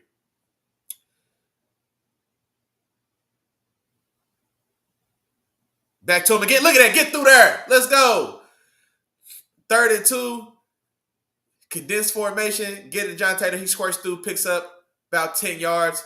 1st and 10. And then now it's all a matter of just how comfortable or close does Indianapolis want to get before they kick this field goal. How comfortable or close does Indianapolis want to get before they kick this field goal? Get through there. Man. Yeah, I like Jonathan Taylor, man. Jonathan Taylor stood. I want to say, Jonathan Taylor, Chop, remind me, did Jonathan Taylor come out in the same draft as Saquon Barkley? Or no, was that the next year? No, I think it was the next year. No, I think, yeah, Saquon came out with, was it J.K. Dobbins? Or was it Jonathan Taylor's year? No, I can't remember. No, I think he's younger than Saquon. I think he's younger than Saquon. I'm tripping. 2nd and 4. Let's see if the coach go ahead. Man, give it to John Taylor just see if he can punch this in. If he can't punch it in, kick the 3 and get out of here. I don't want to see Danny Dimes do nothing foolish. Oh, yeah. Touchdown. Game over. Touchdown. Game over. MVP JT seals the deal. Game with a touchdown. Take us down the field. MVP JT. Now, see right here. Let me tell y'all something. This is exactly. There we go. Yeah. JT Swift and J.K. Dobbins. There we go. Okay. Yeah. You right. Yeah. DeAndre Swift and J.K. Dobbins. Yeah. You right. But this right here, this is why my MVP to this point of the year is Jonathan Taylor. This game right here exactly. Bro. Danny Dimes can make good plays for you. He can make plays, he can make throws, but it's just a different ball game when you're the second option. Like when you don't have, like you said, when you don't have to set the table, when we're not gonna win and lose on you being the guy making the play. That's not who Danny Dimes has been for this team. But he's been wildly successful. He made a couple fantastic throws in this game, but he had a chance that last drive before they get the stop and Atlanta goes to field goal and then it goes to overtime. That last drive, that was Danny Dimes' drive. That was his chance to step up and hit them free throws. That was his chance to step up and hit the game with the free throws and to be the guy. He wasn't the guy. Instead, we had to make sure we get to overtime and then we can turn the ball. We can get the ball back to the guy, and then we go right down the field. We win the game, man. That's what I'm talking about. MVP Jonathan Taylor. The Colts are what now? 8-2, best record in the league. One loss on the road against the Rams in a game that they have to feel like they should have won. And then a loss to my Steelers in a game they just got beat up on. Because Jonathan Taylor got stopped. So yeah, man. That would be that's my little 2 cents, man. But be that as it may, that's officially that's it and that's all now. All right, that's officially that's it and that's all. We came, we saw, we conquered. NFL Week 10 is here. We got plenty of time, 2 minutes, 11:52. We got 8 minutes. Y'all know what time it is. That means you got 8 minutes Tell the wife and kids to find something to do and get out your way, man. You find your favorite spot on your favorite TV. You find your favorite spot on your favorite couch. You turn your favorite team on your favorite TV. You grab your favorite cold adult beverage. You hold it in your favorite hand, and you sit back, you lock in, and you enjoy your football Sunday, big dog. Good luck to you and your team, unless your team is playing my team, Isaiah. I can't wait for us to put foot to ass later on this evening. But other than that, man, y'all have fun. Y'all be safe. Update your fantasy lineups if it ain't too late for you. Other than that, Wednesday, 7 o'clock, tap right back in with your dog. Y'all know what's going on. Oh, I would be remiss if we didn't do that real member roll call, man. Y'all know what time it is now, man. My dog, man, Chop in the building, man. The Chop Experience, man. Appreciate your homeboy as always. My dog, Pretty Tony the Pennant in this thing, man. I appreciate your homeboy. Sisters in the building working hard. I appreciate you as always. Let me see my dog, man, Cat Mother Ship, man, Keandre in the building, man. I appreciate you. Y'all holla at my dog, man, Hyundai in Jeff City, man. Go tap in, tell him Willie Jack sent you when you get there, man. For sure, you're right. Let me see who else is in this thing, man. I'm looking for you. I'm trying to find you because I know you was in there. So there he is. My dog Isaiah was in the building, man. And for the rest of y'all, y'all know what time it is. We say the same thing every week, so feel free to say it with me at home.